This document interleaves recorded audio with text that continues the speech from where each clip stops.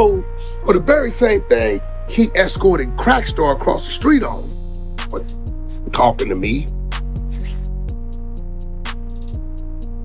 P Nice talks to me. He just did a podcast. And you gave him the first burger from the Marathon Long Beach store, and you did an interview with him. Hey, great. Because I don't think there's nothing wrong with people that talk to me personally. I ain't said nothing wrong. Point out where I done said a lot. RB got me on the water diet is what it is. Okay, we move forward.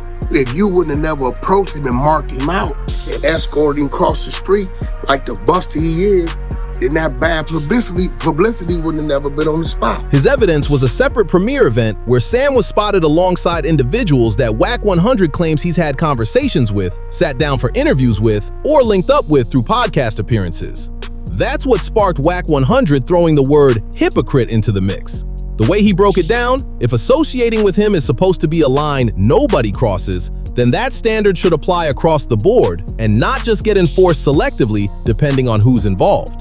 The specific name he brought into it was P Nice. Wack 100 had recently sat down with P Nice for a podcast, and from everything Wack observed, Blacc Sam had absolutely nothing to say publicly about that. Yet the moment Rockstar 2800 had any kind of exchange with him, that's apparently what triggered the confrontation. To Wack 100, that gap, right? There is the definition of picking and choosing when to be bothered.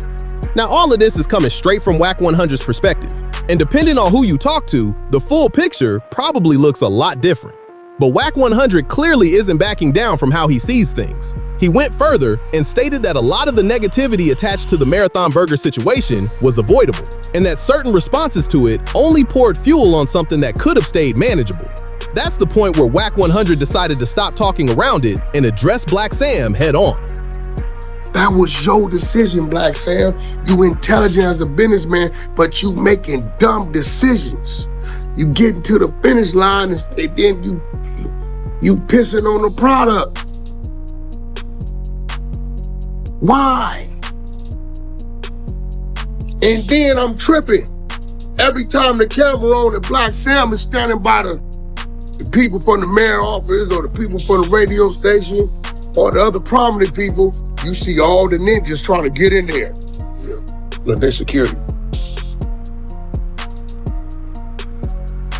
But if you look at the thumbnail on this segment here, Blacc Sam is kneeling behind a car while shots being fired, and ain't none of the ninjas around. Ain't nobody like, damn, hold on. Cover Sam. When he spoke up, there was nothing subtle or softened about it.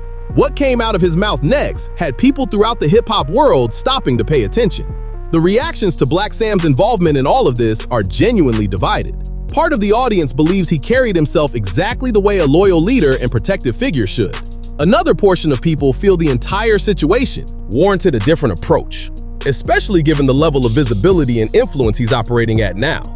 That divide is really where the heart of this debate lives. One camp argues that Blacc Sam was actively trying to prevent something from escalating. The read from that side is that he was working to move certain people away from the Marathon Burger location before any friction with rivals had a chance to turn into something worse. In that light, supporters describe it as a proactive move rather than an aggressive one. In a place like Los Angeles, where deep-rooted rivalries don't always stay behind closed doors, some people see getting out ahead of potential tension as the smartest play available. The opposing side, though, frames it in a completely different way. Their argument is that Blacc Sam's position has fundamentally changed.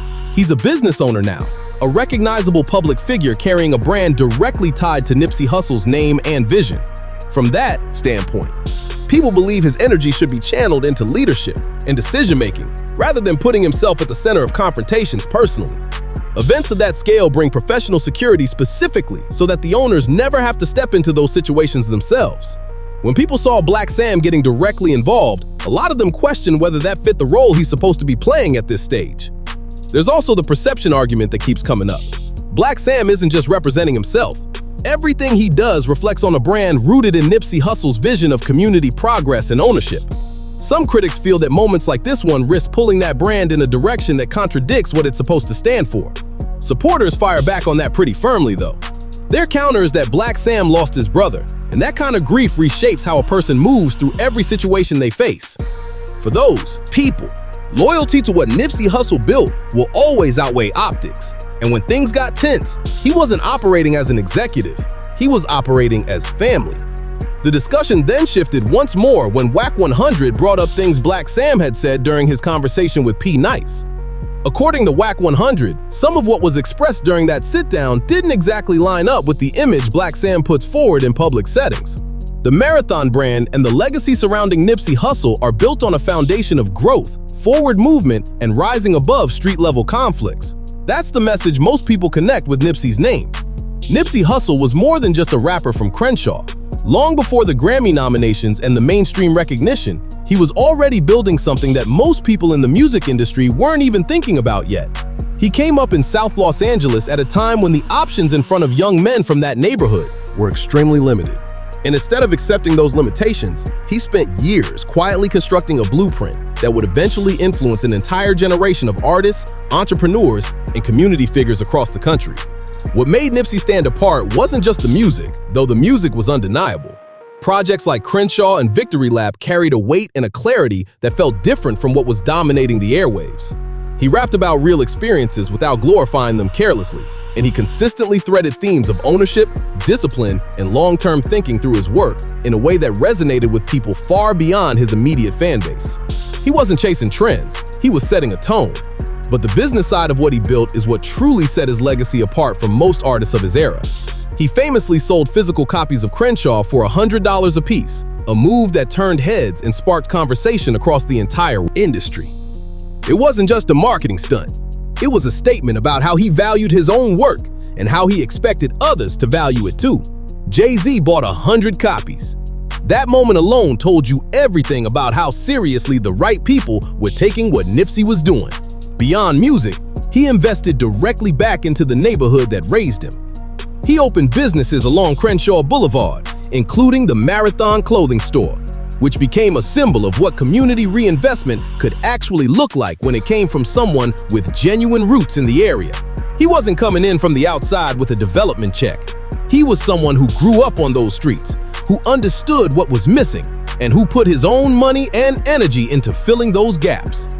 He partnered on tech initiatives, supported STEM education programs in South LA, and consistently used his platform to push a message centered on economic empowerment and self-sufficiency. The people who knew him personally have spoken repeatedly about a man whose private character matched the public persona. That kind of consistency is rare in any space, and especially rare at the level of fame he had reached. He carried himself with a calm and a focus that people around him described as almost unwavering. Someone who stayed locked in on a vision even when the circumstances around him were chaotic. His passing in March of 2019 sent a shockwave through Los Angeles and through hip-hop as a whole that honestly never fully settled. The outpouring that followed wasn't just grief, it was a recognition of how much had been lost and how much had already been built. The marathon, as he always called it, didn't stop with him. It continued through the people he inspired, the businesses that carry his name, and a community that still looks to what he stood for as a reference point for what's possible. We're following this developing news. Long Beach police responding to the newly opened Marathon Burger in Long Beach. News Chopper 4 was up over the downtown area earlier today where we saw several police vehicles outside of the restaurant. Right there, you could see them. Police tape stretching across the parking lots as well as into some apartments. Today was the grand opening of that new Marathon Burger location. Somebody lost their life out there. Regular people who just came to show love got caught in the crossfire. And the ones who pulled up that day weren't there by accident. They came specifically looking for Blacc Sam. This wasn't no random street incident. This was calculated, and it went down at a Marathon Burger grand opening in Long Beach, making it the second time violence found its way to one of these locations. To really understand how all of this unfolded, you gotta trace it back to where the whole thing started. Nipsey Hussle didn't build Marathon Burger around food. He built it around a mentality, ownership, keeping money circulating in the community instead of watching it flow straight into the pockets of corporations that don't have any real connection to the neighborhoods they're profiting off of. Nipsey was loud about what it meant to hire people from your own block, to keep the dollars moving internally, and to give communities something they could actually claim as their own. When and he was taken from us. Blacc Sam made it his personal mission to make sure that vision didn't get buried with his brother. The first Marathon Burger out in Crenshaw became more than a restaurant. It became a statement. Lines were consistently wrapping around the block. People from the neighborhood who could have ended up in bad situations instead had somewhere to be, something to work toward. Families started making it part of their routine. Celebrities weren't just pulling up for the optics. They came because the spot represented something real. That location proved that what Nipsey was preaching wasn't just motivational content. It actually worked. Communities that people had been counting out for decades were more than capable of holding down a thriving business. It gave the whole concept of neighborhood investment a physical address people could walk to. But that level of success doesn't come without its complications, especially when the name attached carries the kind of weight that Nipsey's does. When you're running a high-profile brand inside certain communities, you automatically get pulled into conversations that have nothing to do with your business plan. Territorial lines, deep-rooted beefs, and generational conflicts don't take a break just because somebody opened a new spot on the block. The moment your doors open, you become a symbol, and that symbol gets read differently depending on who's looking at it. Blacc Sam knew what environment he was stepping into when he decided to take the brand to Long Beach, but the mission he inherited was bigger than the risk he was calculating against. Long Beach has layers of gang history that run deep, deeper than most cities in Southern California. Territory claims going back decades. Beefs passed down like they're written in wills. One misread situation can spiral into something that costs somebody everything. When you bring a high-profile brand with celebrity ties into that kind of landscape, and then throw a grand opening that draws major names, heavy hitters, and community figures all to the same location, you've created a high-visibility environment that people with unfinished business are going to look at completely different from the people you actually intended to invite. What you're calling a celebration, somebody else is calling a stage to make moves on. And certain people saw exactly that. Witnesses on the scene said a young man affiliated with a local gang walked into the opening by himself. That detail matters. You don't pull up solo into a space loaded with rivals unless you're either completely on one or you came with a specific agenda and you're not backing down from it. Once he got inside, homie wasn't laying low or playing it cool. He was openly provoking rivals right in the middle of the event, throwing up signs, making direct threats, calling people out by name. All of this happening in the same space as Snoop Dogg, YG, and Big Boy, with kids and families standing right there. He wasn't trying to avoid a problem, he was engineering one. The provocation was too loud and too direct for anybody to look past it. People in the building said his rivals, and there were serious numbers of them at this event, were put in a genuinely difficult position. They didn't want to bring violence into something Blacc Sam had put his heart into building. They weren't out there to disrespect Nipsey's memory or tear up a family event, but they got at Blacc Sam directly and laid it out plain. If this individual wasn't removed from the premises, they were going to handle it themselves, and that resolution wasn't going to be peaceful. The message came with respect for the occasion and for the family, but it wasn't up for debate. Before Blacc Sam could even work through a solution, 3 more members of the same crew pulled up to the location. Now there were 4 of them standing inside a space surrounded by close to 100 rivals. The 3 who just arrived had no idea what had been going down inside. All they could see was their people surrounded, and they reacted to what was in front of them, reading it as a threat rather than a situation still being handled. Everything started moving fast. Blacc Sam was now in the middle of a full-blown crisis on property he'd opened to celebrate his brother's legacy. He moved with a clear head and kept it solid. His priority was keeping bloodshed off an event meant to honor what Nipsey stood for. But he wasn't about to leave these 4 people to get hurt on his property either. He stepped to them directly, made it clear that their presence had created a situation that couldn't continue, told them he still respected their support, and let them know that he and his people would personally walk them out to their vehicles. They agreed to that arrangement, trusting the escort would hold. But Blacc Sam had already drawn his line before any of this started. Marathon Burgers. Property was his responsibility. Long Beach gang politics were not. When the group hit the edge of the premises, he made it plain. The escort was done there. His crew was pulling back. Whatever happened from that point forward was outside what he could own. The second his people stepped back, it all exploded. Those 4 individuals were now standing out there facing close to 100 people. Whatever was about to happen to them wasn't going to be anything close to fair. The rivals had been positioning for this moment the entire time. The situation had been building toward this exact point since before those three even walked through the door. With no realistic way out and his back against the wall, the same young man who had sparked everything inside pulled out a weapon and opened fire, trying to create enough space for his crew to move.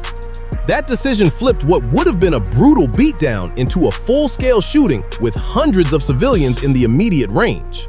The fundamental flaw in that move is thinking you're the only one strapped in a situation that hostile. Return fire came back from multiple directions almost instantly. In seconds, what had been an atmosphere full of music, energy, and community was a full war zone. People were sprinting for cover. Families were ducking behind parked cars. Children who had come out for free food and a celebration were now caught inside an active shooting with no way out of the range. What the cameras captured that day is genuinely hard to watch. Blacc Sam appeared in footage running toward one of his people who had been shot in the leg. Barry Gordon from No Jumper was heard telling officers he believed he'd been hit, still trying to process everything unfolding around him. Screaming, people bleeding in the parking lot, families laid out trying to avoid stray bullets. Not one of those civilians had any stake in the conflict. They were just there to support something positive. Two of the rivals who caught shots suffered non-fatal wounds, leg injuries and grazes, and got transported to receive care. Both of them made it. The young man who had walked in that afternoon looking to make a statement didn't. He died right there on the scene, and his final moments played out on a live stream where the person behind the camera was actively telling the audience to send donations while a human being was bleeding out in front of the lens. That detail alone reveals something deeply disturbing about where we are culturally. A life ending on camera while an audience treats it like it's content to consume. The shooting happened close enough to the Marathon Burger entrance that anyone still near the building was in range. Multiple civilians were struck. People who showed up to support a positive investment in their neighborhood. People who had no connection to any of the politics involved and simply couldn't get clear when the shots started flying. Law enforcement came through heavy. Multiple units arrived, paramedics worked the scene, and news helicopters were overhead documenting the whole aftermath from above. The crime scene stretched across several areas. Putting the timeline together was complicated from jump.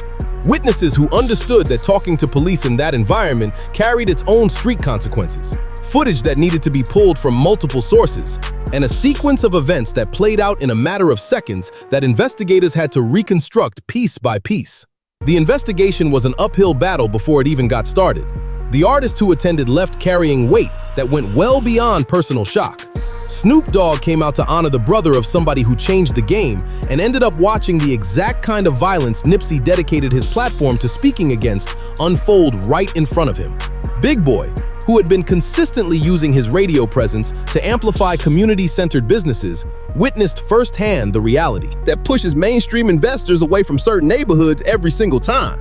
YG, who came up in environments just like this one, watched a genuine effort get swallowed by the same cycles he's addressed throughout his career. People close to those who were present said some of them left, stating they wouldn't be coming back to support events in environments like that again. That's where the real damage lives. Not just in the immediate loss of life and safety, but in the future investments that never happen, the future events that never get organized, the future opportunities that never materialize because of one afternoon that spiraled out of control. The community around the location felt the fallout just as hard. Families who brought their kids that day walked away carrying trauma they never asked for. Community leaders who had publicly championed the Long Beach opening as a model for what neighborhood-driven development could look like were suddenly having to answer for why. Their support led to a crime scene. The incident handed fuel to every narrative that makes it harder for anybody trying to build something constructive in these areas to get taken seriously or financially supported. On the street side, the death of the young man who set everything in motion wasn't an ending. It was the opening move in a longer chapter. In the world those dynamics operate in, a death demands a response. The rivals involved that day became targets. The exact cycle Nipsey spent his entire career pushing back against, where one act of violence seeds the next one, and that one seeds another, rippling through families and blocks long after the original moment disappears from the news cycle, was spinning again. Set in motion directly from something that was built to carry his memory forward. and Blacc Sam was left standing in the middle of all of it. He had handled the situation the right way. He worked to bring it down without picking a side. He got those individuals off his property without bloodshed. He was clear about where his responsibility started and ended. But because the shooting happened steps from his grand opening with his name permanently tied to that location, he got pulled into the story, regardless of how he moved. That's the weight of building in certain communities. You can do everything right, and the streets still don't let you walk away clean. The legal process moves on its own clock. Authorities reportedly have solid video documentation and names connected to what happened that day. The challenge, as it always is with cases rooted in gang dynamics, is turning that evidence into prosecutable charges when the people who saw everything firsthand have deep personal reasons to stay quiet and stay out of it. What happened at the Long Beach Marathon Burger opening didn't just affect one family or one restaurant. It shifted the entire conversation around what community investment actually looks like when it meets reality. This wasn't some incidental violence that happened to occur near a restaurant. It struck directly at the core argument that development like this is even possible in neighborhoods like this one. The signal that sends travels a lot further than any press coverage ever could. The decisions Blacc Sam makes from here carry real stakes for where Nipsey's legacy ultimately lands. Does he stay rooted in the communities his brother built his entire platform around, accepting that operating in those spaces means accepting conditions that put people at risk? Does he start looking at locations where a family can walk through the door without wondering if somebody else's beef is about to catch them in the crossfire? Or does he stay locked into the original mission, understanding that real change has never come without real sacrifice? Every one of those paths costs something. What the broader hip-hop community took from this goes past the specific details of one afternoon. Having money, famous faces, and genuine intentions behind a project still can't guarantee safety when the culture of violence in an area holds more authority than the culture of progress. Snoop Dogg, Big Boy, and YG being present didn't stop anything. If anything, the scale and visibility of that event may have made it more attractive to people who were already looking for a moment to settle a score or make their presence felt. High-profile gatherings draw positive energy and negative energy at the same time, and any future community development effort has to account for that honestly and in advance. This situation also put a real ceiling on what celebrity involvement in neighborhood investment can actually deliver. Famous faces bring credibility, attention, and resources to projects that need all three of those things, but that same visibility creates exposure. There are people in every community who interpret the success of others as a direct provocation, and no amount of star power has ever changed that math.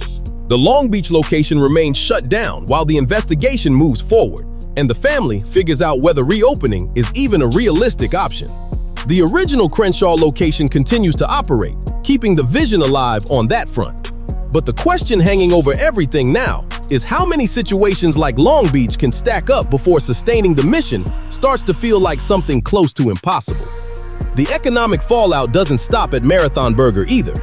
Entrepreneurs who had been watching this expansion to see how it played out are now running completely different numbers. Business owners who drew inspiration from Nipsey's model of community-centered ownership are reconsidering whether the return actually justifies the exposure. One incident like this has the power to freeze investment conversations that were already hard to have in the first place. The communities that can least afford to lose that investment are always the ones most affected. When it dries up, there's a truth buried in all of this that's uncomfortable to say out loud, but it needs to be said. Some communities actively create the conditions that keep investment from ever coming and then point outward when it never shows up. When gang politics hold more authority in a neighborhood than business ownership does, when territorial beef takes priority over economic opportunity, when violence is the automatic response to disrespect rather than something reserved for situations where there's genuinely no other way, the environment that results cannot sustain the kind of development that actually changes communities long term. That's not an outside opinion handed down from people who don't understand the streets. That's a consequence the people living inside those communities feel more directly than anyone on the outside looking in ever could. The people carrying the deepest loss from all of this have no connection to the conflict. They're the families who came out to celebrate something their neighborhood built. The children who should have gone home, full and happy. the residents who wanted to believe their community could hold something good without it getting destroyed. They become collateral in conflicts they never chose and are never given the option to step away from. Blacc Sam came into this with nothing but the intention to honor his brother and build something real for people who deserve better options. The painful irony is that the loudest voices in communities like Long Beach about being overlooked and disinvested often belong to the same people whose behavior makes sustainable investment an impossible proposition. The young man who died that day didn't only cut his own story short, he took a piece of his community's future with him when he fell. A business that could have put real people to work. A space families could have called their own. A symbol that the marathon was still running and still meant something. That's the real weight of what this moment carries. It doesn't stay contained to one shooting, one closed restaurant, or one grieving family. It's a signal sent to every person who might have considered putting their money and their faith into communities that genuinely need someone willing to bet on them. When violence becomes a predictable outcome, when basic safety can't be guaranteed at a family event, when street politics consistently override the economics of progress, those communities don't just get deprioritized, they get crossed off the list entirely. The implications for the culture Nipsey helped build are real, and they're gonna last. The entire framework he laid out, that artists and entrepreneurs could pour their influence and resources back into the neighborhoods that raised them and build something that outlasted them, was gaining genuine traction. People across the industry were starting to think differently about what their platform could actually be used for. An incident like Long Beach puts real friction on that momentum. It makes the vision look either too naive or too dangerous to people who are on the verge of fully buying into it. Every eye in this space is on what Blacc Sam does next. Whether he repositions in areas where managing safety is more realistic, whether he steps back from the neighborhoods that need Marathon Burger the most, but keep proving they can't protect what gets built there, or whether he finds a way to keep the mission moving without turning every new opening into a potential crime scene. The direction he chooses is going to say something definitive about whether this legacy survives as something living and real, or becomes a cautionary reference point for what could have been. Until communities collectively decide that forward momentum matters more than old politics, that a functioning business serves more people than any street reputation ever will, that spaces meant for families deserve to be protected as such by the people living around them, these stories are going to keep writing themselves. And the people paying the highest price aren't the ones squeezing triggers. They're the parents who came out to celebrate, the workers who needed those jobs, the residents who wanted something in the neighborhood to be proud of. What happened at that Long Beach opening is going to be referenced for a long time. Not just because of what went down in the moment, but because of what it represents at a scale that's much bigger than one afternoon. It's a case study in how a community can actively work against its own best interests while the people who suffer the most are the ones who had no part in creating the problem and no power to stop it from becoming what it became. I always knew Blueface was pretty stupid. I'll tell you why. Blueface is signed to Wack 100 and managed by Wack 100. Let me tell you how this works. When you sign to a label, they take at least half of it. Then you're getting managed by the guy who owns the label. So of your 50% that you're getting, or less than 50%, he's still taking at least 20% of that too. It's double dipping. Blueface thought Wack 100 was his manager and partner in business, but really, he's been getting played out of serious money for years now. Here's how one of hip-hop's most talked about managers executed one of the game's biggest finesse moves while everyone watched. Coming straight out of LA, Wack 100's known as a music manager and someone who's been around the block in this industry. His claim to fame? Handling artists that stir up drama and running his mouth whenever cameras are rolling. Real name Cash Jones, Wack 100 made his name in the streets first, then flipped that into the music world. His rosters included big names like The Game and Ray J over the years, but what he's doing with Blueface? That might be the smoothest and shadiest play he's ever made. On the flip side, Blueface was just some kid from LA who randomly blew up in the rap game. Government named Jonathan Porter, he was deep in the streets when he randomly caught fire online with a hit song. Back then, didn't understand nothing about this industry. Contracts, deals, none of that.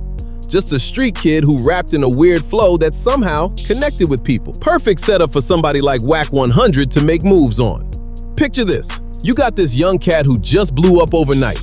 No representation, no attorney, completely green to how this business operates. Cash coming in, but he's clueless about securing it or setting up proper agreements.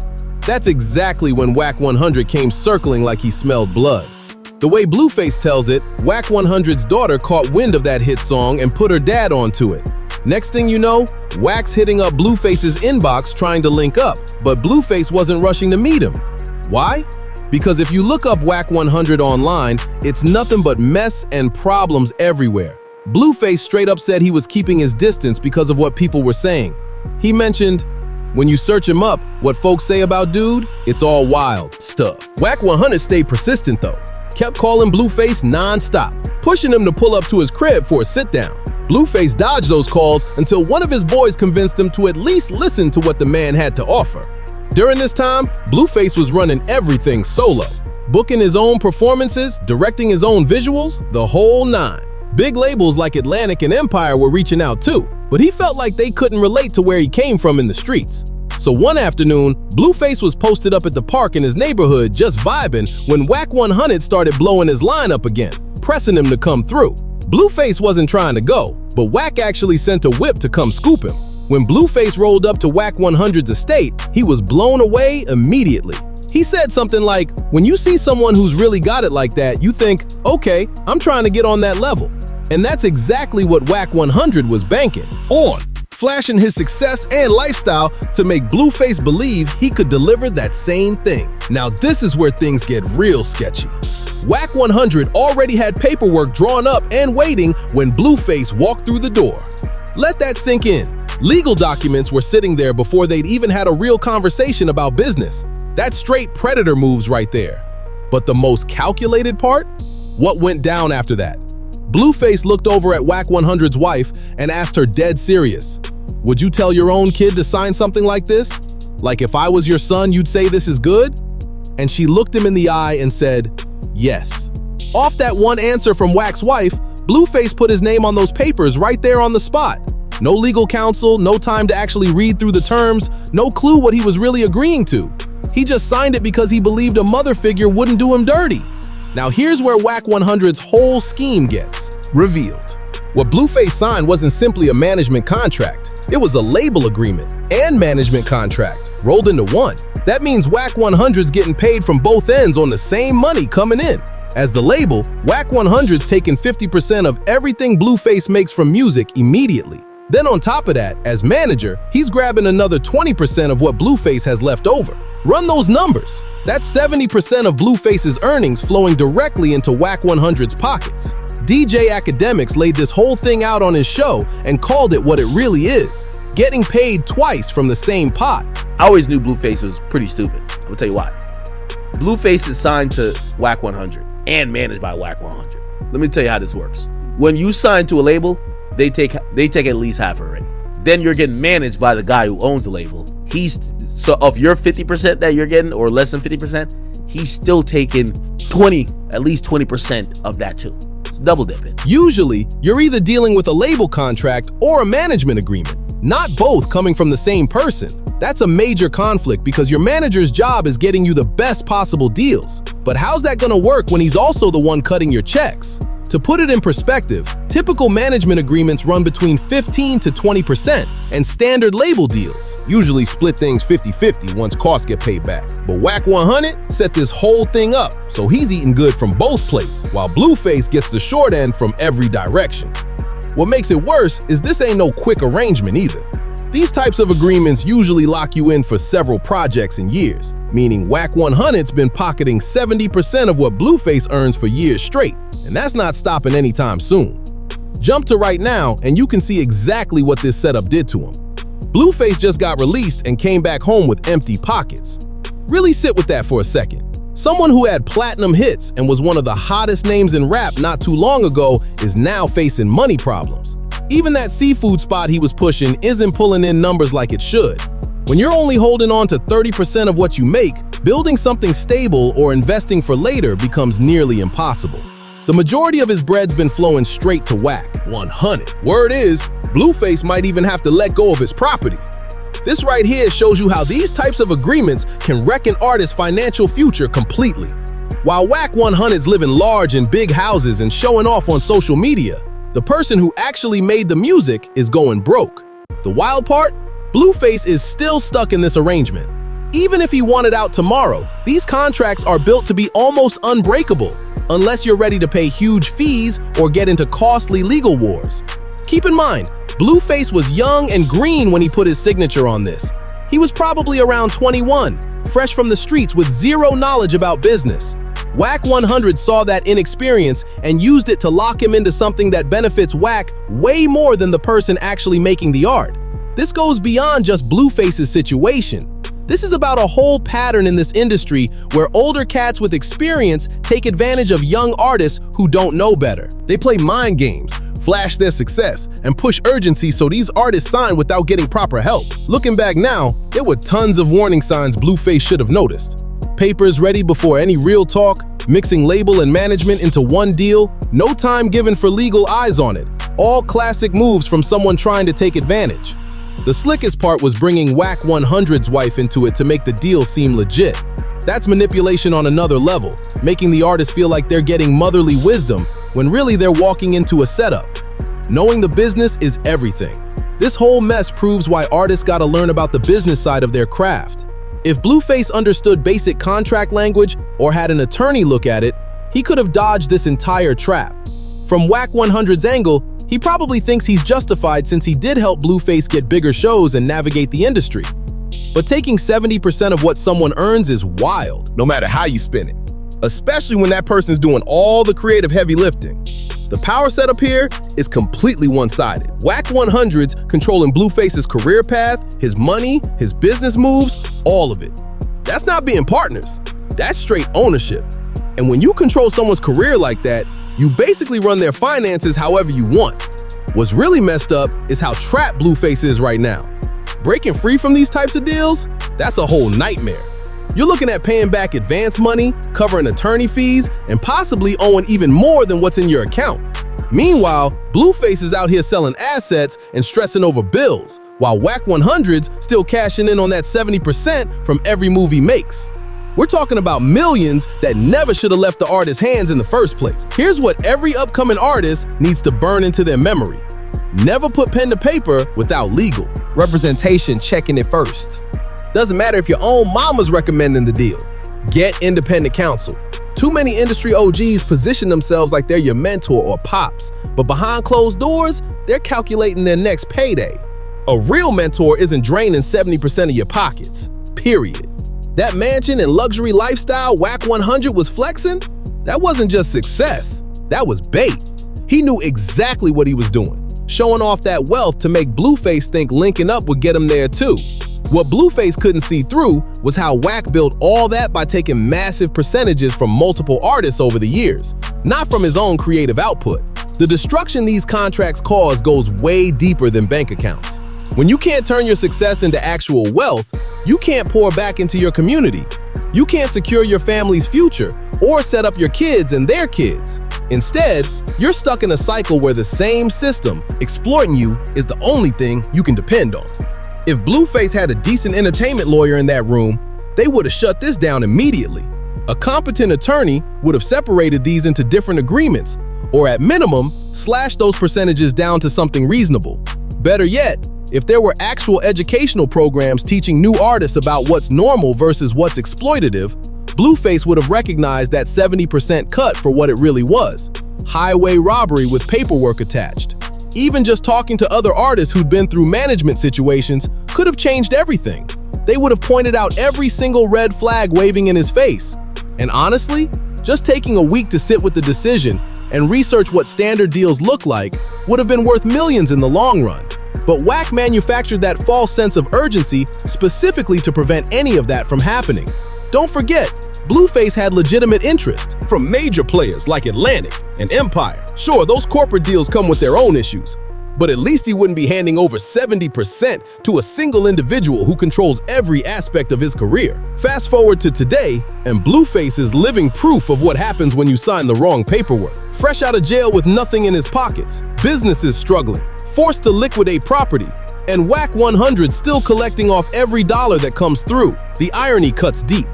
Blueface's talent and viral success built Wack 100's wealth, but the contract structure made sure Blueface couldn't build anything lasting for himself. It's like grinding at a job where your boss drives a Bentley while you're taking the bus, except there's no quitting. So what options does Blueface even have at this point? Try to renegotiate?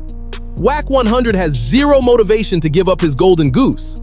Attempt to break the contract? That legal battle would cost more than Blueface probably has access to right now. His only real choice is keep working under these conditions and hope the sheer volume of output leaves him with enough from that 30% to survive on.